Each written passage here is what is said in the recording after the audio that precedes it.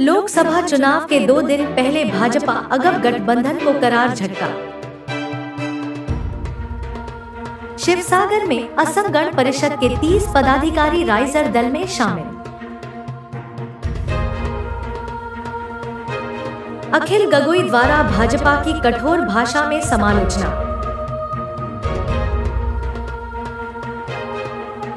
पूर्व वार्ड आयुक्त रातुल गोगोई के नेतृत्व में दल परिवर्तन। शिवसागर राइजर दल के कार्यालय में अखिल गगोई के समक्ष योगदान कार्यसूची।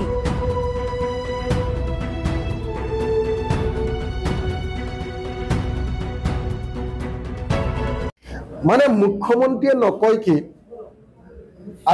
छागलिए नेखाय कि एतो वाक्य सगे मुख्यमंत्रीजনৰ ক্ষেত্ৰত আটাইতকৈ বেছিকে প্ৰযোজ্য হ'ব। আসলতে আমাৰ মুখ্যমন্ত্ৰীজন এজন চেলেপু মানুহক আমি মুখ্যমন্ত্ৰী পাতি দিলো। আমি পাতল মানুহ এজন তৰল মানুহ এজনক অসমৰ মুখ্যমন্ত্ৰী পাতি দিলো। তে সকলো কথাতে চেলেপু কাম কৰে। আনকি যেতিয়া বিহু নাচিব খুজে তেতিয়াও তেওঁ বিহু নাচ নহয়, সেইটো এটা কিবা চেলেপু নাচ এটা হয়। তেওঁৰ বডি ল্যাঙ্গুৱেজত কেৱল চেলেপু কথাহে দেখা যায়। তেওঁ কোনো কথাতে সিৰিয়াস নহয়। তেওঁ অসমৰ প্ৰত্যেকটো দিশ যেতিয়া অসমক ধ্বংস কৰিব খুজে তেতিয়াও তেওঁ চেলেপু কথাই অসমৰ মানুহক কনভিন্স কৰিবৰ কাৰণে যত্ন কৰে।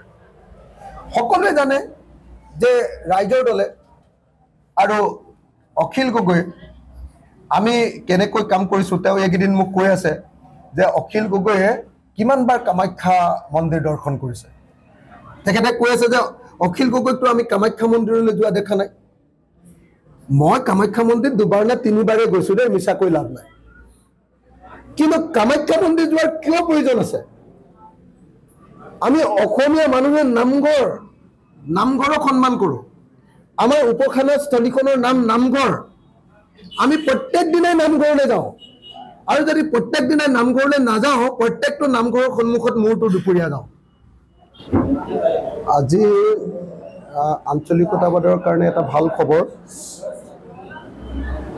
আজি আমাৰ শিৱসাগৰ বিধানসভা সমষ্টিত নতুনকৈ অন্তৰ্ভুক্ত হোৱা আমাৰ গৌৰীসাগৰ ব্লকৰ মৌৰাবজাৰ যিটো পঞ্চায়ত, সেই মৌৰাবজাৰ পঞ্চায়তৰ 30 জন অসম গণ পৰিষদ আৰু বিজেপি দলৰ সদস্যই আজি ৰাইজৰ দলত যোগদান কৰিছে।